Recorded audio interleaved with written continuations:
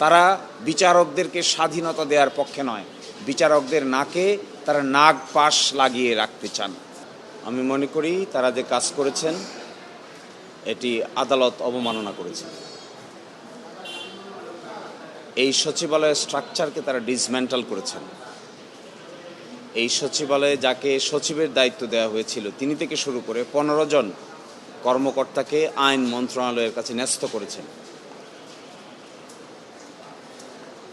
অবস্থা দৃষ্টে মনে হচ্ছে যে সরকার ইচ্ছে করে বিচার বিভাগের সঙ্গে একটা টাসেল লাগাতে চায় এবং যে মামলাটি আমরা দায়ের করেছিলাম এই কোর্টে আমি সকালবেলায় বিষয়টি মেনশন করেছি এবং তারা প্রথম বলেছিলেন যে তারা আপিল ফাইল করবেন। আজকে আমাদেরকে মাননীয় হাইকোর্ট বিভাগ বলেছেন তারা 7ই জুন পর্যন্ত অপেক্ষা করবেন। 7ই জুনের পরে হাইকোর্টের এই রিট পিটিশন শুনানির জন্য আসবে, কারণ 7ই এপ্রিলে রায় প্রকাশ হয়েছে। আপিল দায়ের করার সময়সীমা হলো 60 দিন। এই 60 দিন 7ই জুনে অতিক্রান্ত হবে। এই 7ই জুনের মধ্যে যদি সরকার পক্ষ এই ব্যাপারে আপিল দায়ের না করে সচিবালয়কে ডিসমেন্টাল করার যে কৌশল নিয়েছেন এটি তারা সম্পন্ন করেন, তাহলে 7ই জুনের পরে আমাদের হাইকোর্ট বিভাগে নতুন আইনকে চ্যালেঞ্জ করে যে রিট পিটিশন করা হয়েছে এটি শুনানির জন্য গ্রহণ করা হবে। আজকে রাষ্ট্রপক্ষকে এবং অ্যাটর্নি জেনারেল অফিসকে এই মেসেজ দিতে বলেছেন।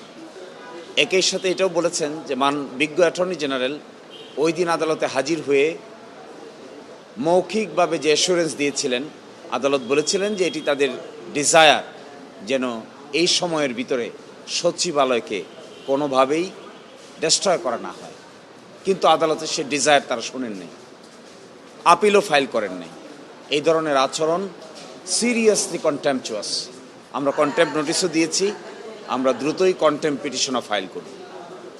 আমরা মনে করি বিচার বিভাগের সঙ্গে এই ধরনের আচরণ করাটা শুধু দেশের জন্য ক্ষতি না, দেশের ভাবমূর্তি বিদেশেও ক্ষতিগ্রস্ত হচ্ছে। একটা বড় ধরনের সংস্কারের অংশ হিসেবে বিচার বিভাগকে আলাদা সচিবালয় প্রতিষ্ঠা করা হয়েছে এবং এই সচিবালয় প্রতিষ্ঠা করার ক্ষেত্রে বাংলাদেশ সম্পর্কে পৃথিবীর বিভিন্ন দেশে মানুষের ধ্যান ধারণার ভালো জন্ম নিয়েছিল, উচ্চ ধারণার জন্ম নিয়েছিল যে বাংলাদেশ সত্যিকার অর্থেই একটি স্বাধীন বিচার বিভাগ প্রতিষ্ঠায় কার্যকর ভূমিকা রেখেছে। কিন্তু যে কাজ এখন করছেন এটা অনেকটা পিছন দিকে ঠেলে দিচ্ছেন সব কিছুকে।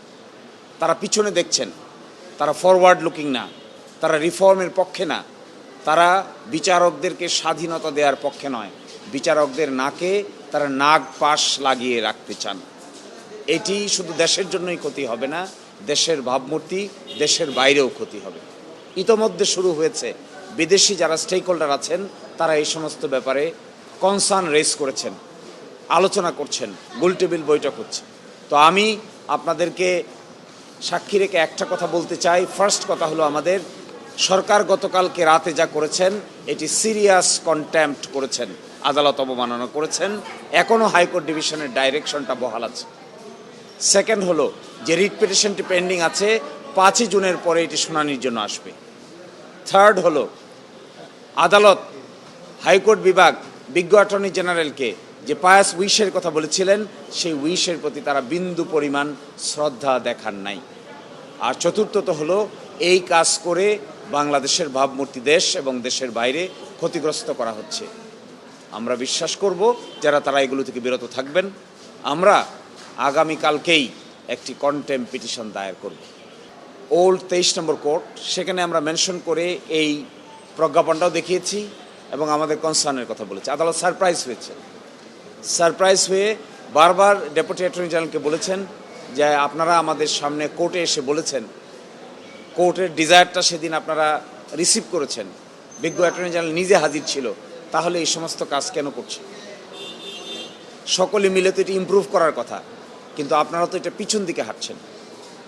এই যদি কোনো আইনে লোফল থাকে, আইনে যদি কোনো ত্রুটি থাকে, তাহলে সেই ত্রুটিটা সংশোধন করার জন্য সকলে মিলে ফাইন টিউনিং করা যায় এবং সেইটা সংশোধন করা যায়। কিন্তু তা না করে সচিবালয়ে যেটা এস্টাবলিশ হয়েছিল সেটাকেই তো আপনারা ধ্বংস করে দিচ্ছেন। অ্যাটর্নি জেনারেলের অফিসের ডেপুটি অ্যাটর্নি জেনারেল বলেছেন এই বিষয়ে তিনি আজকেই বিজ্ঞ অ্যাটর্নি জেনারেলকে জানাবেন এবং সরকারের কনসার্ন বিভাগকে তিনি কমিউনিকেট করবেন, মৌখিকভাবে তিনি এটা বলেছেন।